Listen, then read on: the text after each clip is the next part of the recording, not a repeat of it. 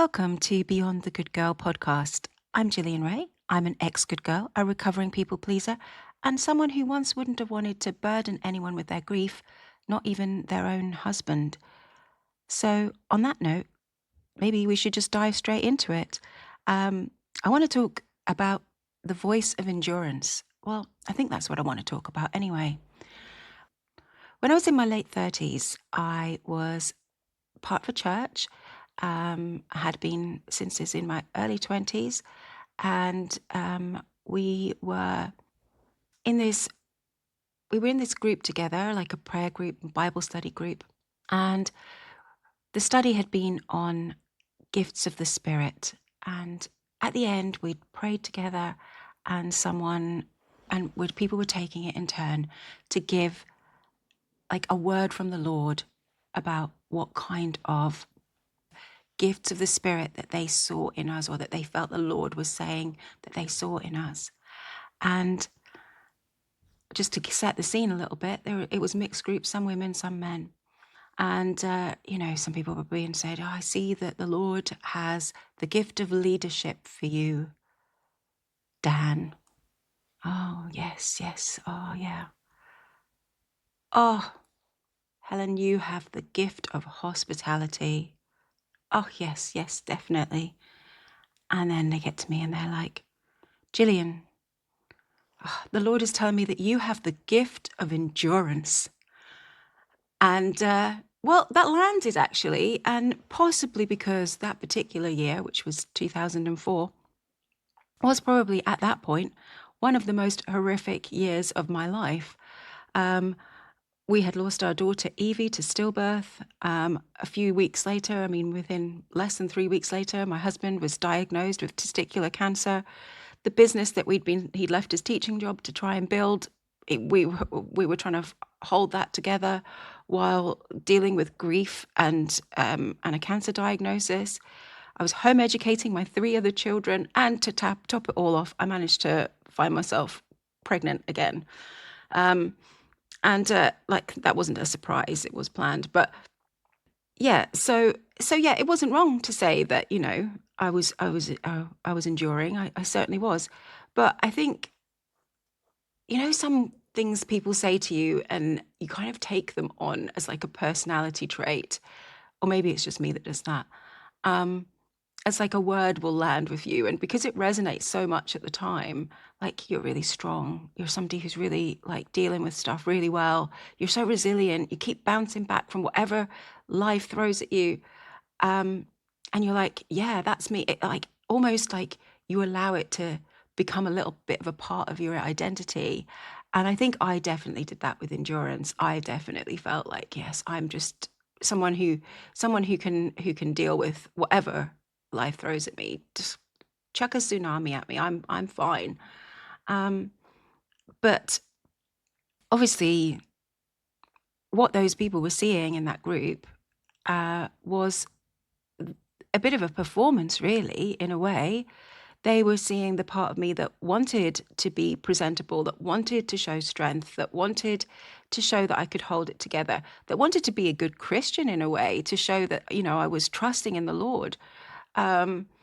So, but there was another part of me, maybe not even fully accessible to myself at that time, that was utterly falling apart and didn't want anyone to know, which understandably would be falling apart. That was a hell of a lot to be going through. But yeah, so I think what actually sort of brought it to a head really was that I just kept doing this performance of, I'm okay, I can do everything, I can hold it together, I'm okay. And then when I was several years later, I was studying for creative writing, and we had to write a poem. And I'd never really been that interested in writing a poem. I'd written a couple before, 2 or 3. And I decided to write this poem about my life, really. It was like this task was to write like a 40-line poem about it could be about your life, but it didn't have to be. But one of the choices was to do it about your life. And I wrote this poem about Evie. Now, Evie's my daughter's name that was stillborn. Now, I had actually written another poem about Evie at the time when she died, but that was like the only other time I'd written a poem. So now I'm writing a second poem about Evie, and I just had this image of a dam, like, like a not like a small one like a beaver might build, like a big giant one, like an electric dam, electricity ones. Um, and like this massive amount of water just hold behind it, like pushing it forward and forward and forward. And I was like, that dam that I'd built on my grief was literally the only way that I could function. It was the way that I could show up day after day, home educate my children, look after my husband, help with the business. It was just like, it wasn't really a choice. So when people were talking about endurance and grit and resilience and all of this, I always felt like, sure, yeah, maybe, but what choice did I have? That was like the only choice I had. And I felt like there was no real room where I could just let this grief go.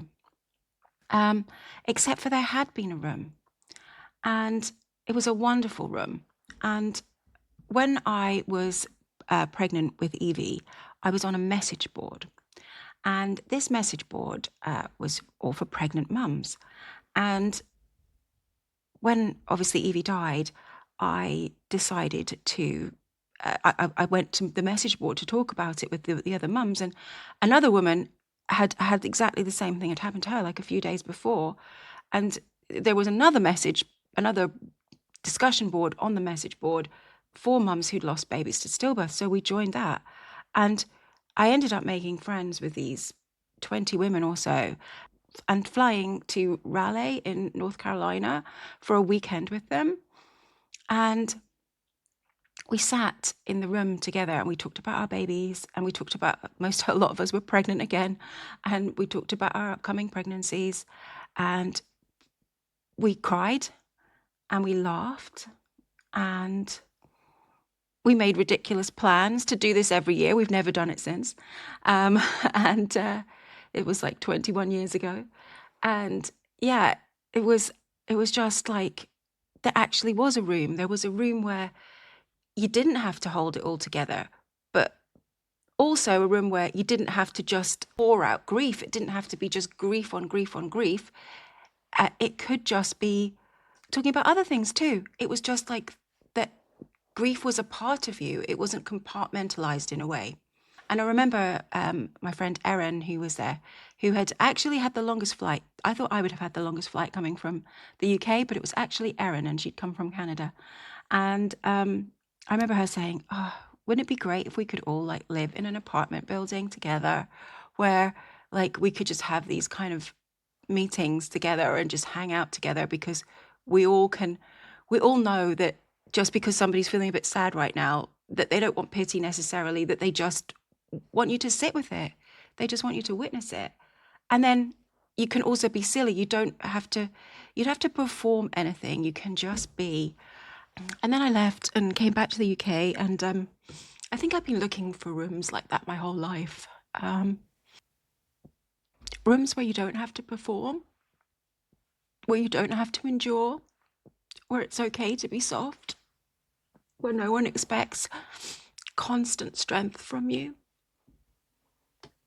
And yeah, I find those rooms sometimes, and if I don't find them, I try to make them, because I know I'm not alone in needing that kind of witness and needing that kind of a place to just be.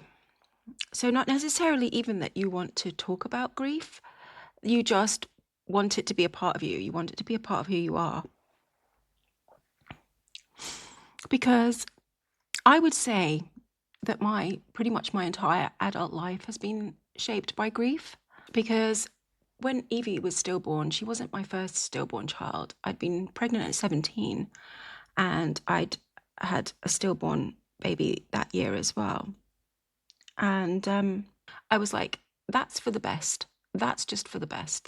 It's happened for a good reason.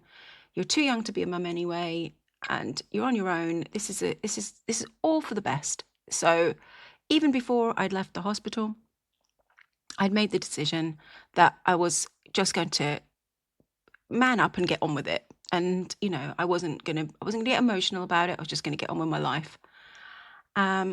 Which is a decision. And I think because I was used to doing that, I thought when everything was going on with Evie, I was like, well, it's just another thing. I'm just going to man up. But eventually it all started pouring out, and it started pouring out in poetry, which was why I was talking about poetry earlier. I started to find that poetry became the room. Like I was talking about the room before, where you could just be. Poetry could be that room for me. And it was a way of just expressing how I really felt. And it was never something I really wanted to share with people, because I think I was still trying to perform this okayness, this stoicism, this I can endure anything, I can just show up and be fine. And then it all happened again.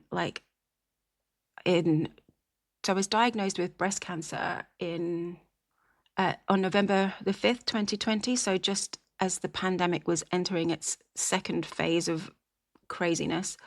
And I found myself in a situation again where literally so much was being poured onto me at one time. And again, people started saying to me, you're so strong, you're such a warrior, you've got so, and I'm like, this is just what I'm showing you.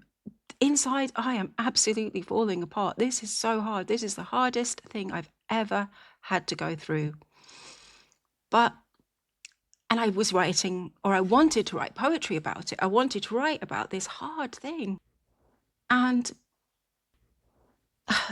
yeah, I wouldn't, because there was a voice that said, don't be that person, Gillian. Don't be the person who turns everything in their life into a tragedy. I literally could not be more the opposite of the person who turns everything in their life into a tragedy. I do not do that. But that was what the voice was telling me that I was doing by wanting to write one poem about getting cancer. And so I didn't. And I didn't talk about my cancer really, other than to, well, my poor brother, who heard about it endlessly, maybe my mum a bit as well. And but I really wanted to write about it. I wanted to write about it, and I wanted to talk about it.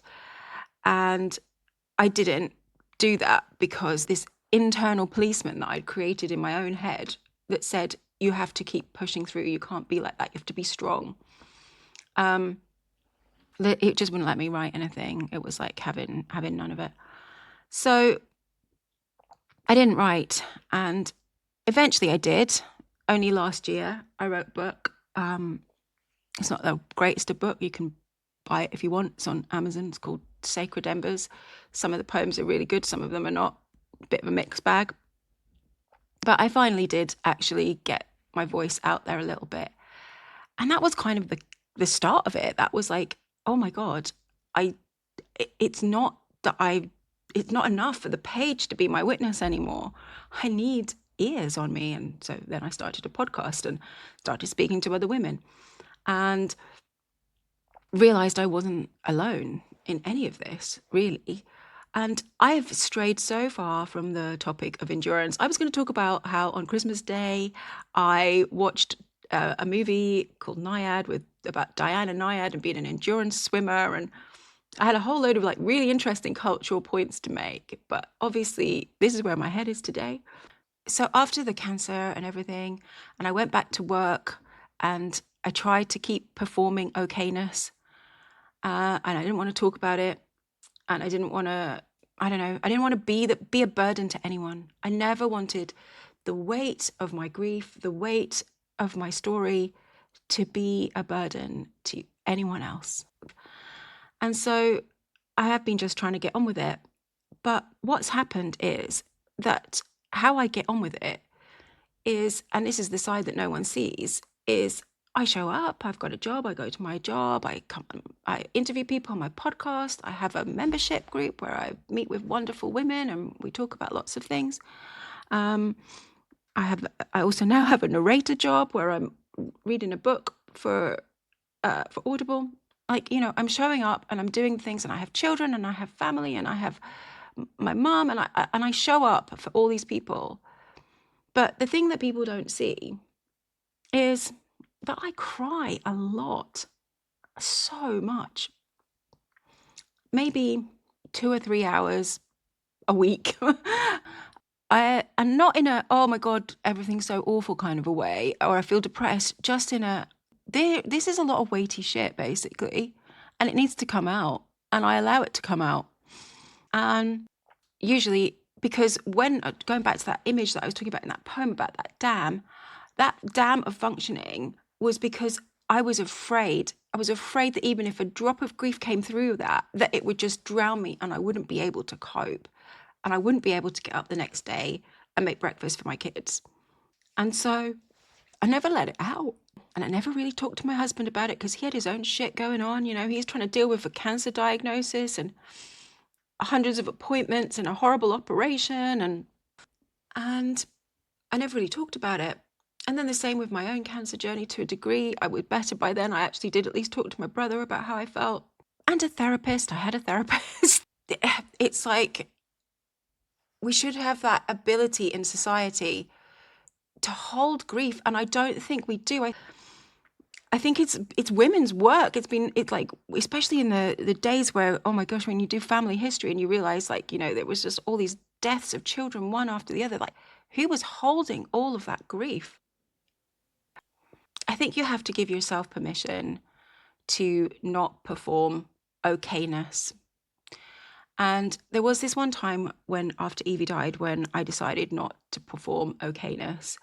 And then I spent 10 years feeling guilty about it. So my brother and sister-in-law had bought my mum and dad, or I think my mum, a birthday present of a lovely family photo. We were all going to go to a studio together and we were going to have a photo taken. My brother's kids, my mum, my dad, all of us together. And they'd booked it for after Evie's due date, because it would be like really nice if we could all go together. But then obviously she died. And I, first of all, said, no, don't cancel it. Like, this is me being all like, no, don't cancel it. I'll come. We'll bring the family. It's really important. And then when it came to about a week before, I was like, I can't do it. I don't want to go. I don't want to perform okayness in front of the camera. I'm not okay. And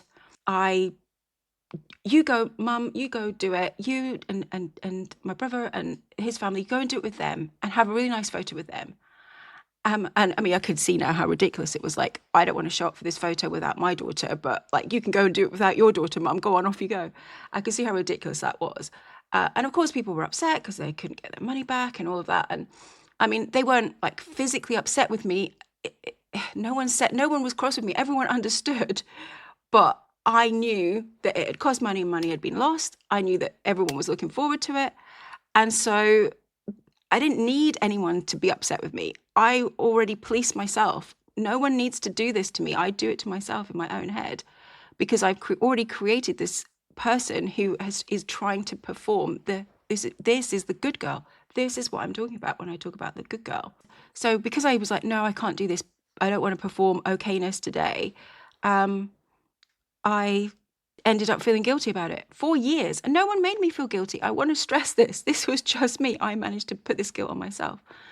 And I wanted to talk about endurance because I have been thinking about it since I watched that video on Christmas Day on Netflix. So I have been thinking about it since Christmas Day, about doing a thing about talking about this word that was spoken over me about endurance, and what does it mean, and thinking about that endurance swim that Diane and Nyad did. I've never even explained who Diane and Nyad is. I'm so sorry. You're going to have to go Google that. But anyway, why was I at home on my own on Christmas Day watching a sad Netflix thing instead of going to like my brother's house with my mum and my family on Christmas Day?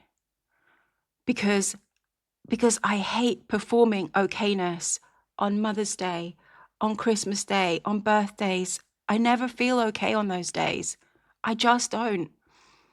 And this year as well, because it's the first year since I was separated from my husband, I just didn't want to go and perform being okay. I just didn't want to do it. And in the past, I would have done it because I wouldn't have wanted to, A, feel guilty, for not doing it, which is what I ended up feeling like for a few days until I got over it. And to have been seen as somebody who wasn't coping. So I didn't even tell people that that's why I didn't want to go. I said, I just don't feel like it. I don't really like Christmas. Can't be bothered with it. But I don't want to go because I never feel okay on those days. I haven't felt okay on a Christmas day or a birthday or a Mother's Day since 1990. And I just don't always want to show up and pretend to be fine. And, the good thing about masks is, and Good Girl is a bit of a mask, and we do need her. I'm not saying get rid of her at all costs. I know I need her. I know I need her.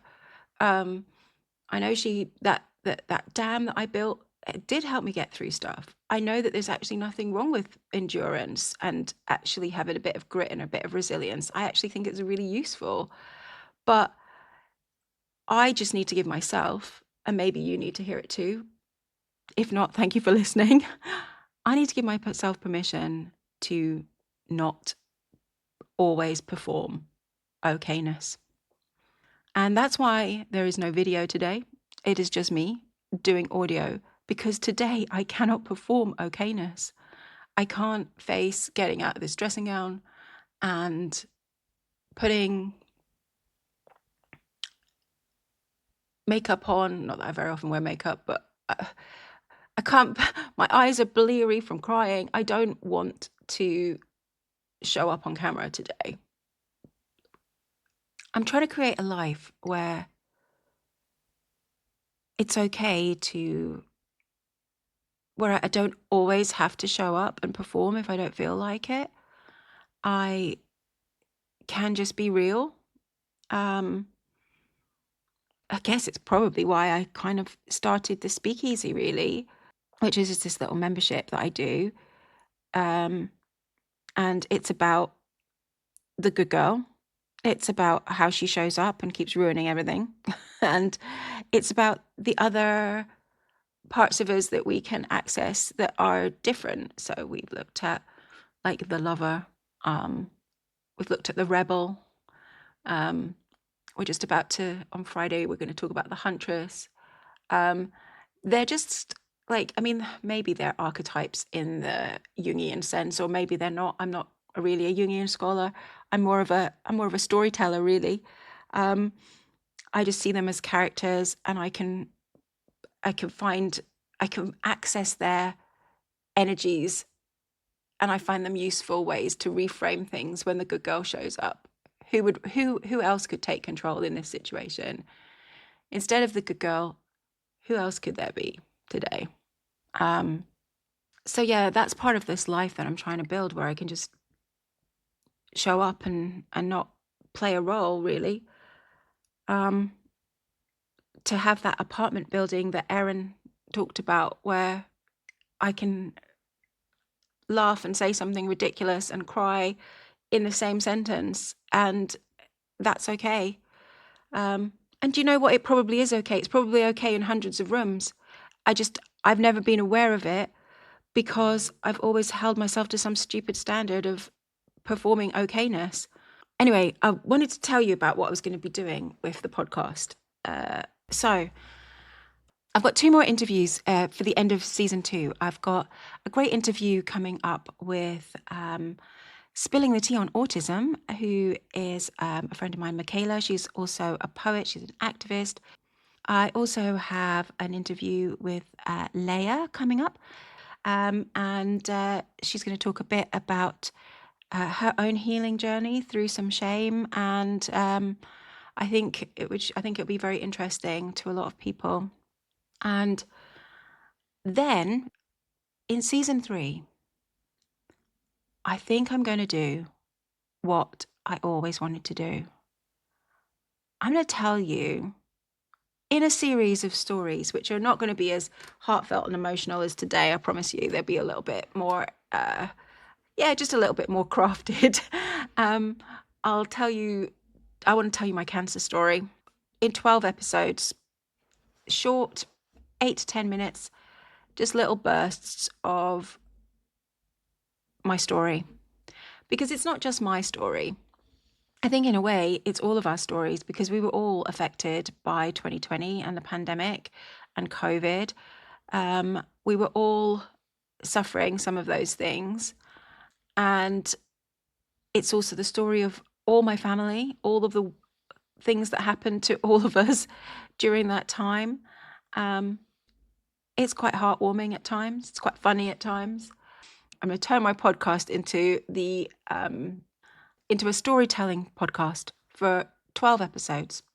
Just me telling this story of what happened in 2020 and 2021 and 2022, because I was in treatment for nearly 2 years.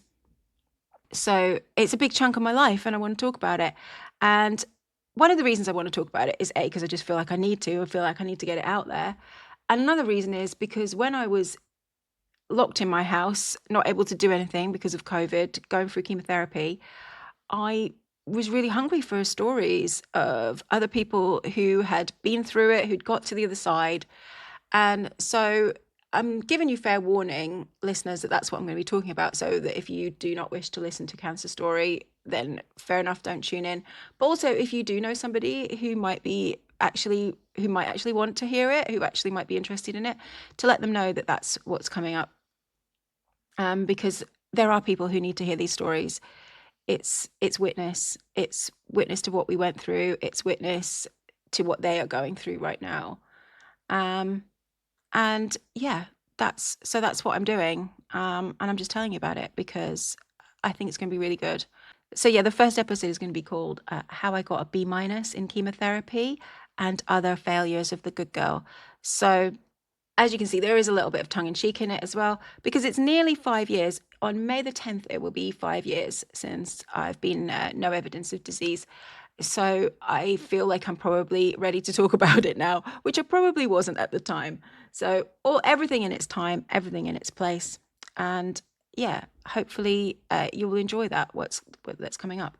And if not, I'll give you all a nudge in season 4. I'll tell you what I'm doing then. Maybe I'll go back to interviews, or maybe I'll do something else. Anyway, thank you for enjoying this episode, and I will see you on the flip side, or over in the speakeasy if you want to come and join me over there on Friday mornings, talking all things archetypes, Huntress, this Friday.